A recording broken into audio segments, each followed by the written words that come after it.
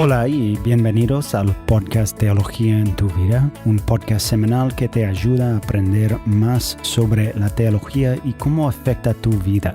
Bueno, una pregunta para empezar. ¿Qué viene a tu mente cuando digo la palabra Espíritu Santo? Quizá la palabra es misterio, o una fuerza, o el don de lenguas, o posiblemente confusión, es decir, que no entiendes bien y es una doctrina muy confusa. Jason, hoy vamos a empezar una serie sobre el Espíritu Santo. Y Jason, creo que esta serie es importante por dos razones. Primero, en nuestro contexto hay muchas iglesias que tienen un gran enfoque en el Espíritu Santo. Entonces debemos pensar bíblicamente sobre quién es el Espíritu Santo, ¿sí? Y también, Jason, como cristianos, creemos que el Espíritu Santo es el tercer miembro de la Trinidad, como explicaste muy bien en nuestros episodios sobre la Trinidad, ¿sí?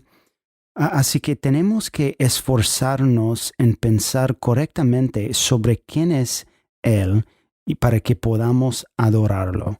Bueno, Jason, ayúdanos a entender quién es el Espíritu Santo.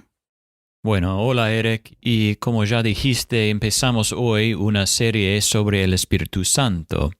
Y vamos a tener 4 episodios y hoy vamos a hablar sobre los fundamentos de quién es el Espíritu Santo. En el segundo episodio vamos a hablar sobre qué hace el Espíritu Santo. Y al final vamos a tener 2 episodios sobre los dones espirituales. Y recibimos preguntas sobre los dones espirituales todo el tiempo, ¿no? Pero antes de responderlas, debemos establecer algunas verdades fundamentales. Y eso es lo que haremos esta semana y la próxima. Entonces, ¿quién es el Espíritu Santo? Primero, Él es Dios. El Espíritu Santo es Dios, y eso puede parecer un punto obvio, pero si el Espíritu Santo es Dios, entonces afecta la forma en que lo estudiamos y la forma en que hablamos de Él. Y Eric, hay muchos lugares en la Biblia a los que podríamos ir para demostrar la enseñanza bíblica de que el Espíritu Santo es Dios. Y hemos hablado de la Gran Comisión en Mateo capítulo 28, que dice: vayan pues y hagan discípulos de todas las naciones, bautizándolos en el nombre del Padre y del Hijo y del Espíritu Santo. Entonces ahí vemos al Dios Trino, que por supuesto incluye al Espíritu Santo.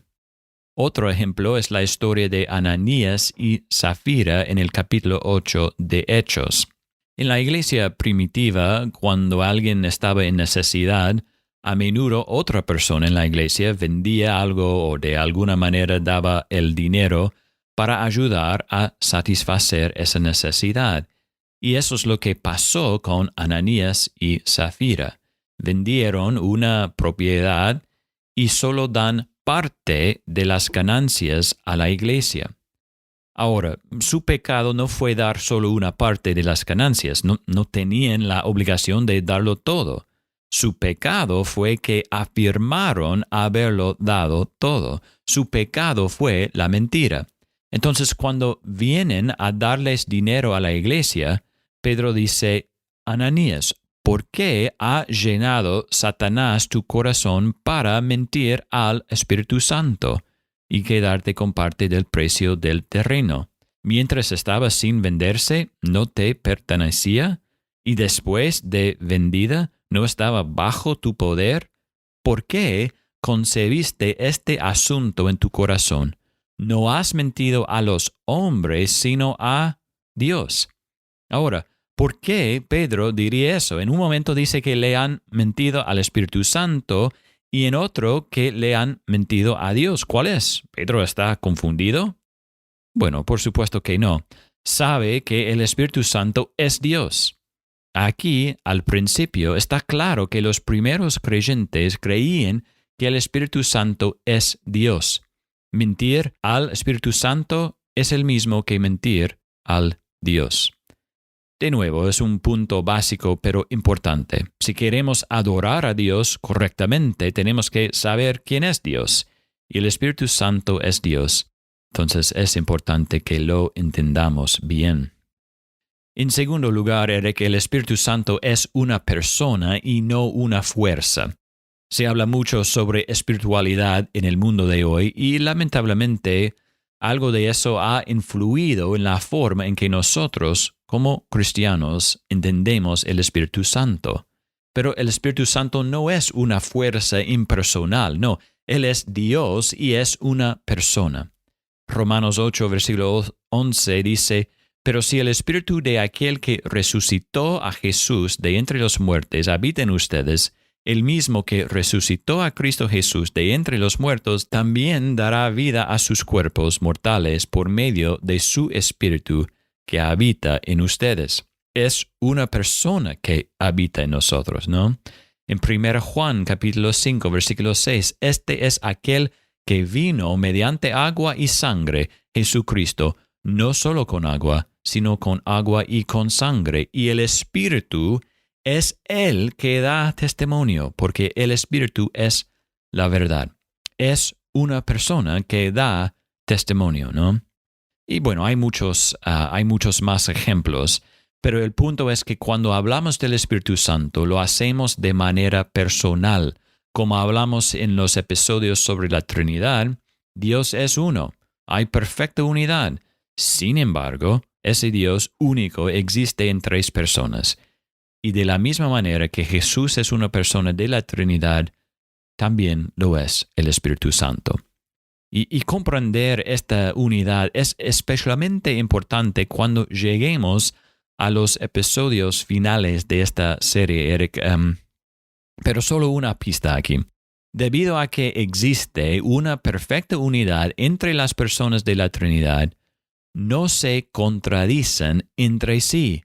Hay perfecta unidad. El Espíritu Santo nunca le dirá a alguien algo que sea contrario a lo que Dios Padre ha revelado en su palabra. Nunca, jamás.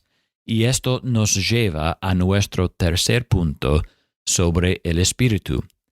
El Espíritu Santo glorifica a Jesús.